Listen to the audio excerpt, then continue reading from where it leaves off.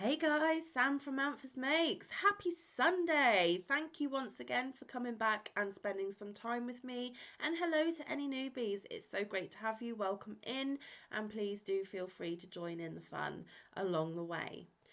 So, yesterday's tale from Grimm's Complete Fairy Tales was a little bit dark and a little bit different. And today I have looked ahead to see how long the stories are, and today we have time for 2 stories. So grab your drink, grab your project, sit back and relax and listen to me tell you a couple more tales from this beautiful book. So we are on story number 5, and this one is The Wolf and the 7 Little Kids. There was once upon a time an old goat who had 7 little kids and loved them with all the love of a mother for her children. One day she wanted to go into the forest and fetch some food, so she called all 7 to her and said, "Dear children, I have to go into the forest. Be on your guard against the wolf. If he comes in, he will devour you all, skin, hair, and all.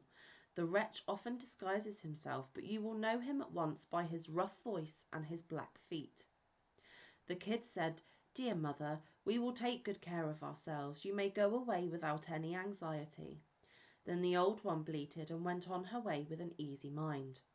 It was not long before someone knocked at the door and called, "Open the door, dear children, your mother is here and has brought something back with her for each of you." But the little kids knew that it was the wolf by the rough voice. "We will not open the door," cried they. "You are not our mother. She has a soft, pleasant voice, but your voice is rough. You are the wolf." Then the wolf went away to a shopkeeper and bought himself a great lump of chalk, ate this, and made his voice soft with it. Then he came back, knocked at the door of the house, and cried, "Open the door, dear children, your mother is here and has brought something back with her for each of you."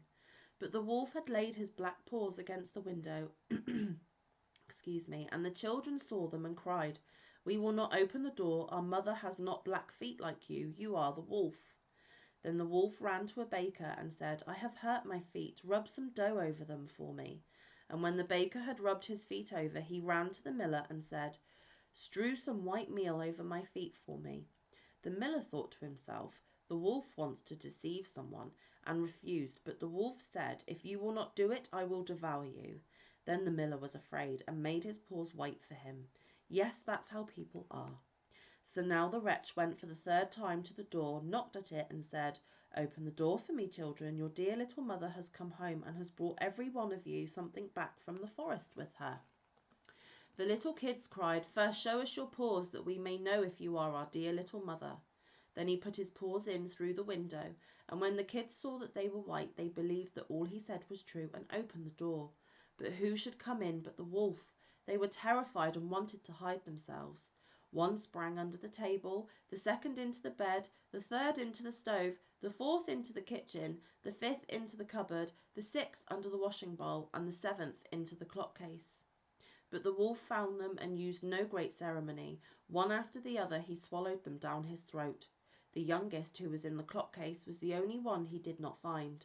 When the wolf had satisfied his appetite, he took himself off, laid himself down under a tree in the green meadow outside, and began to sleep. Soon afterwards the old goat came home again from the forest. Ah, what a sight she saw there! The door stood wide open, the table, chairs and benches were thrown down, the washing bowl lay broken to pieces, and the quilts and pillows were pulled off the bed. She sought her children, but they were nowhere to be found. She called them one after another by name, but no one answered. At last, when she came to the youngest, a soft voice cried, "Dear mother, I am in the clock case." She took the kid out, and it told her that the wolf had come and eaten all the others. Then you may imagine how she wept over her poor children. At length in her grief she went out, and the youngest kid ran with her. When they came to the meadow, there the wolf lay by the tree and snored so loud that the branches shook. She looked at him on every side and saw that something was moving and struggling in his gorged belly. "Ah, heavens," said she, "is it possible that my poor children, whom he has swallowed down for his supper, can still be alive?"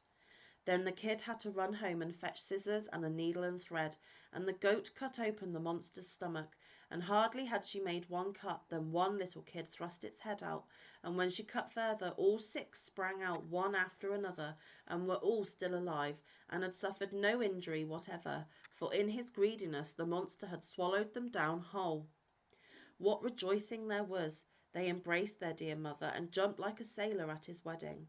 The mother, however, said, "Now go and look for some big stones, and we will fill the wicked beast's stomach with them while he is still asleep."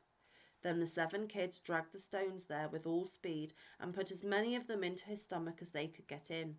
And the mother sewed him up again in the greatest haste, so that he was not aware of anything, and never once stirred.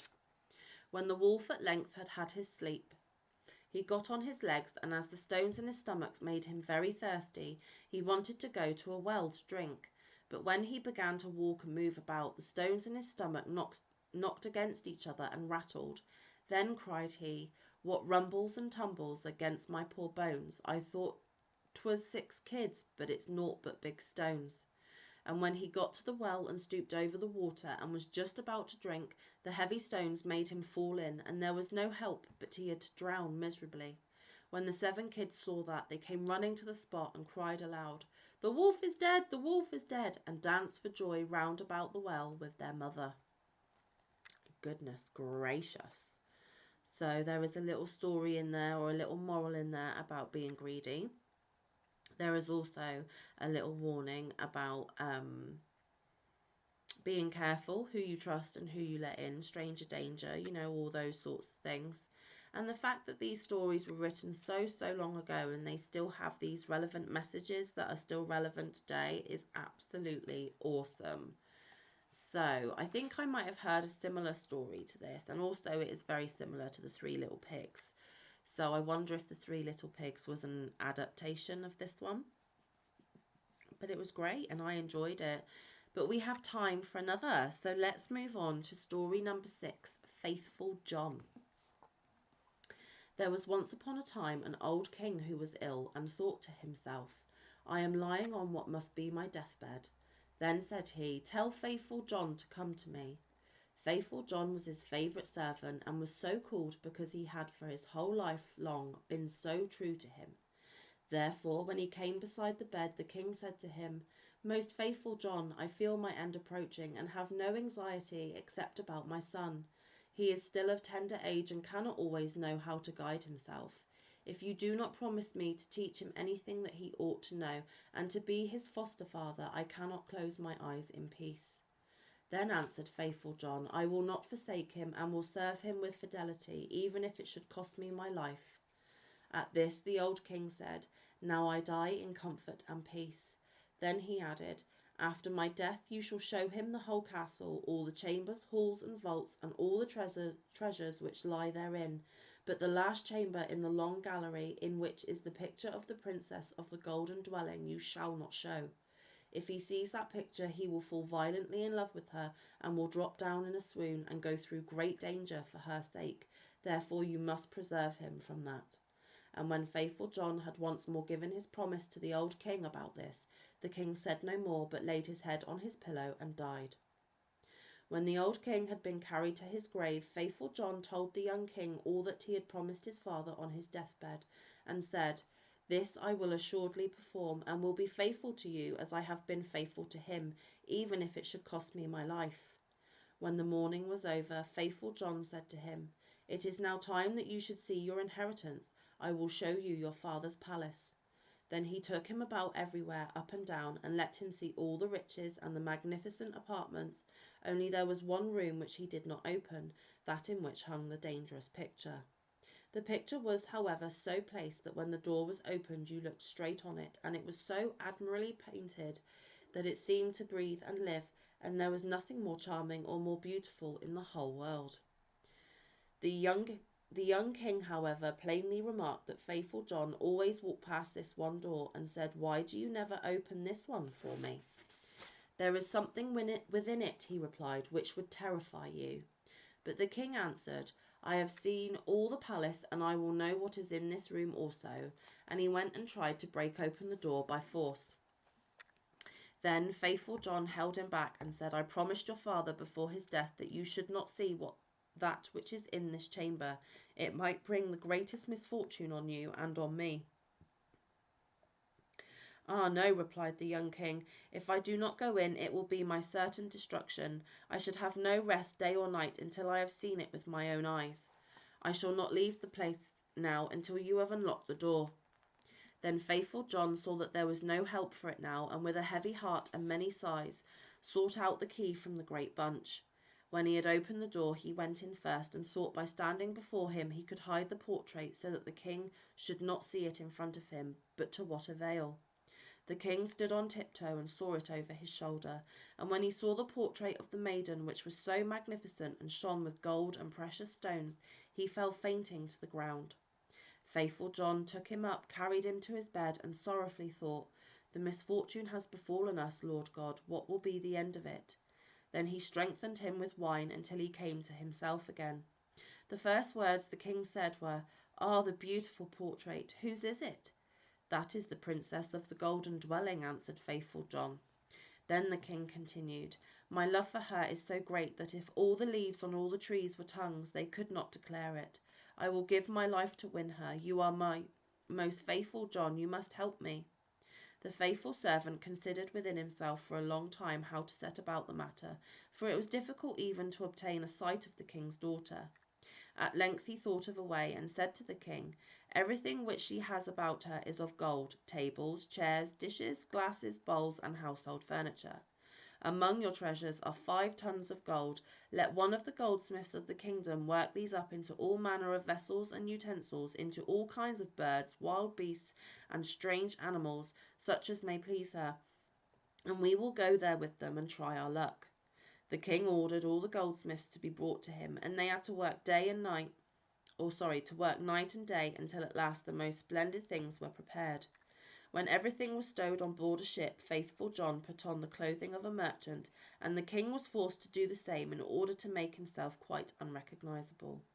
Then they sailed across the sea and sailed on until they came to the town where the princess of the golden dwelling resided. Faithful John bade the king stay behind on the ship and wait for him. "Perhaps I shall bring the princess with me," said he. "Therefore see that everything is in order. Have the golden vessels set out and the whole ship decorated." Then he gathered together in his apron all kinds of gold things, went on shore, and walked straight to the royal palace. When he entered the courtyard of the palace, a beautiful girl was standing there by the well with 2 golden buckets in her hand, drawing water with them. And when she was just turning round to carry away the sparkling water, she saw the stranger and asked who he was. So he answered, "I am a merchant," and opened his apron and let her look in. Then she cried, "Oh, what beautiful gold things!" and put her pails down and looked at the golden wares one after the other. Then said the girl, "The princess must see these. She has such great pleasure in golden things that she will buy all you have."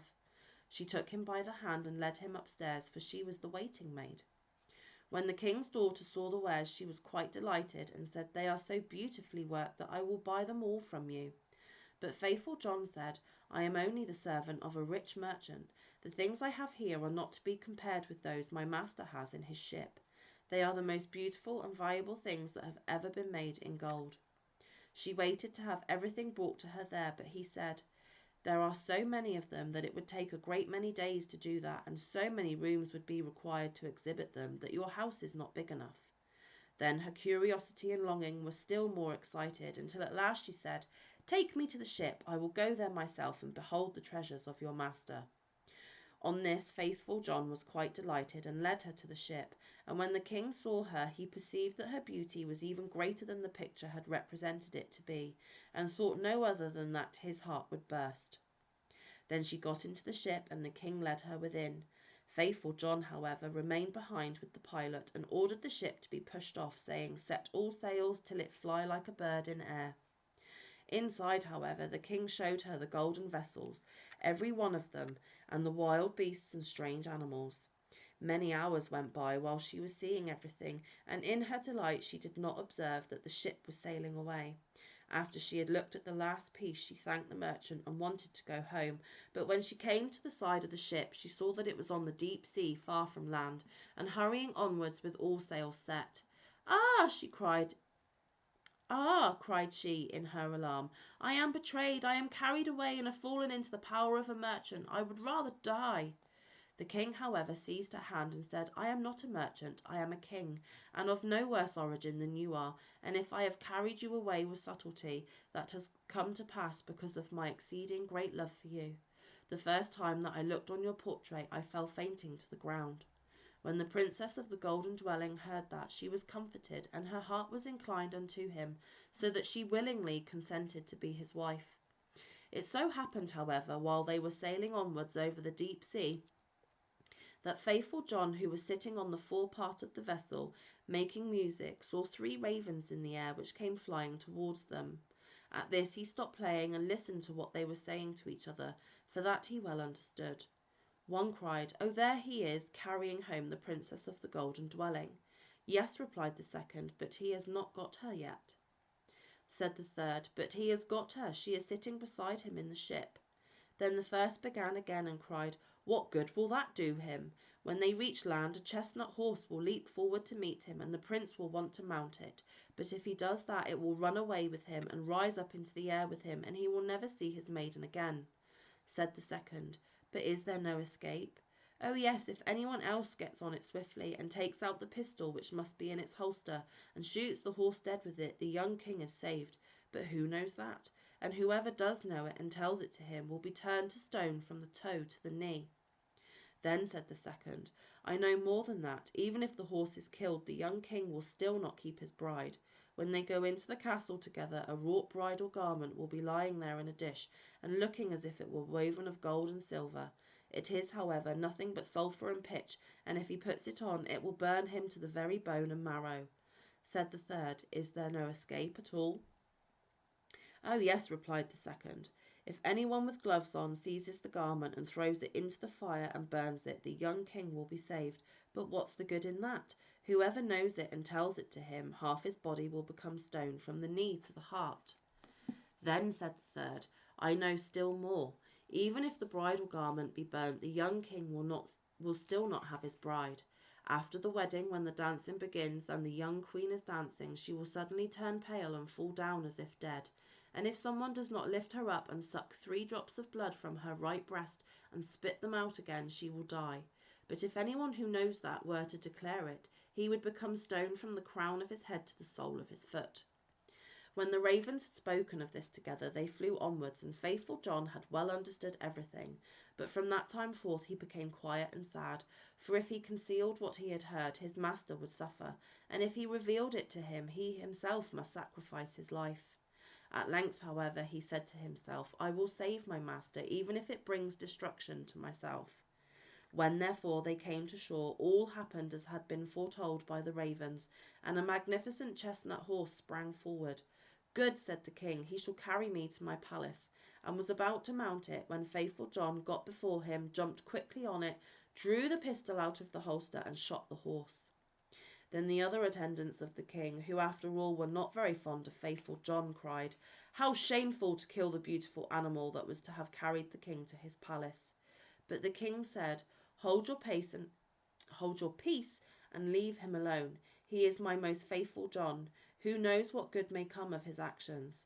They went into the palace, and in the hall there stood a dish, and inside lay the bridal garment, looking no otherwise than as if it was made of gold and silver. The young king went towards it and was about to take hold of it, but faithful John pushed him away, seized it with gloves on, carried it quickly to the fire, and burned it. The other attendants again began to murmur, and said, "Behold, now he is even burning the king's bridal garment." But the young king said, "Who knows what good he may have done? Leave him alone. He is my most faithful John." And now the wedding was solemnized. The dance began, and the bride also took part in it. Then faithful John was watchful and looked into her face, and suddenly she turned pale and fell to the ground as if she were dead. At this he ran hastily to her, lifted her up, and bore her into a chamber. Then he laid her down, and knelt and sucked the 3 drops of blood from her right breast and spat them out. Immediately she breathed again and recovered herself, but the young king had seen this, and being ignorant why faithful John had done it, was angry and cried, "Throw him into the dungeon." Next morning, faithful John was condemned and led to the gallows, and when he stood up high and was about to be executed, he said, "Everyone who has to die is permitted before his end to make one last speech. May I too claim the right?" "Yes," answered the king, "it shall be granted." Then said faithful John, "I am unjustly condemned and have always been true to you."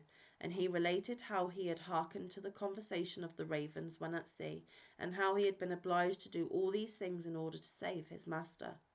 Then cried the king, "O my most faithful John, pardon, pardon, bring him down." But as faithful John spoke the last word, he had fallen down lifeless and became a stone. At this the king and the queen suffered great anguish, and the king said, "Oh, how ill I have requited great fidelity," and ordered the stone figure to be taken up and placed in his bedroom beside his bed. And as often as he looked at it, he wept and said, "Oh, if I could bring you to life again, my most faithful John." Some time passed, and the queen bore twins, two sons who grew fast and were her delight. Once when the queen was at church and the two children were sitting playing beside their father, the latter, full of grief again, looked at the stone figure, sighed, and said, "Ah, if I could but bring you to life again, my most faithful John." Then the stone began to speak and said, "You can bring me to life again if you will sacrifice what is dearest to you." Then cried the king, "I will give you everything I have in the world for you." The stone continued, "If you will cut off the heads of your two children with your own hand and sprinkle me with their blood, I shall be restored to life." The king was terrified when he heard that he himself must kill his dearest children, but he thought of faithful John's great fidelity and how he had died for him, drew his sword, and with his own hand cut off the children's heads. And when he had smeared the stone with their blood, life returned to it, and faithful John stood once more safe and healthy before him. He said to the king, "Your fidelity shall not go unrewarded," and took the heads of the children, put them on again, and rubbed the wounds with their blood, at which they became whole again immediately, and jumped about and went on playing as if nothing had happened. Then the king was full of joy, and when he saw the queen coming, he hid faithful John and the two children in a great cupboard. When she entered, he said to her, "Have you been praying in the church?" "Yes," answered she, "but I have constantly been thinking of faithful John, and what misfortune has befallen him through us." Then said he, "Dear wife, we can give him his life again, but it will cost us our two little sons, whom we must sacrifice." The queen turned pale, and her heart was full of terror, but she said, "We owe it to him for his great fidelity." Then the king rejoiced that she thought as he had thought, and went and opened the cupboard and brought forth faithful John and the children, and said, "God be praised, he is saved, and we have our little sons again also," and told her how everything had occurred. Then they dwelt together in much happiness until their death.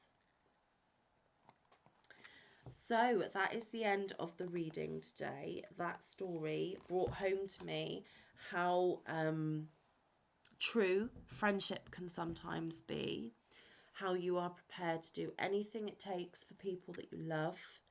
I have always said, especially when it comes to my children, that I will do anything in order to keep them safe, protected, healthy, looked after, cared for. They are probably the only three people that I am willing to go to the depths of darkness or perhaps deprivation in order to keep them safe and protected and well. I would do anything. I would give them my last breath if I had to. And that's how a mum should feel about her children, in my opinion. So yes, interesting stories. They are very thought-provoking, and they are very, well, intense in a way, because it makes you think about things that you may not in your day-to-day business. Let me know if you have any thoughts of these tales down below in the comment section. I am always so interested to hear what you guys have to say, and I always appreciate the comments that you leave me. I do read them, I do heart them, and I try to respond to every single one. That may change as my channel grows, because obviously it will be a full-time job if I get bigger. But at the moment, I'm still finding it manageable to answer to the majority of you when you do comment. So yes, I love the interaction these videos bring between us. Anyway, guys, as it is Sunday, I am going to crack on and I am going to enjoy what is left of the weekend, and I hope you do too. So I will see you in the next one, or will I? You will have to find out, because Monday's video is not yet here. I know what's coming, but you don't. So will I see you in the next one? Please stay tuned to find out. And if not, I will see you around the YouTube streets. So, as I always say, guys, stay safe, be kind, look after one another, get some good quality time in with your loved ones, and get some good quality crafty time in. And I shall see you very, very soon. Love you loads, guys.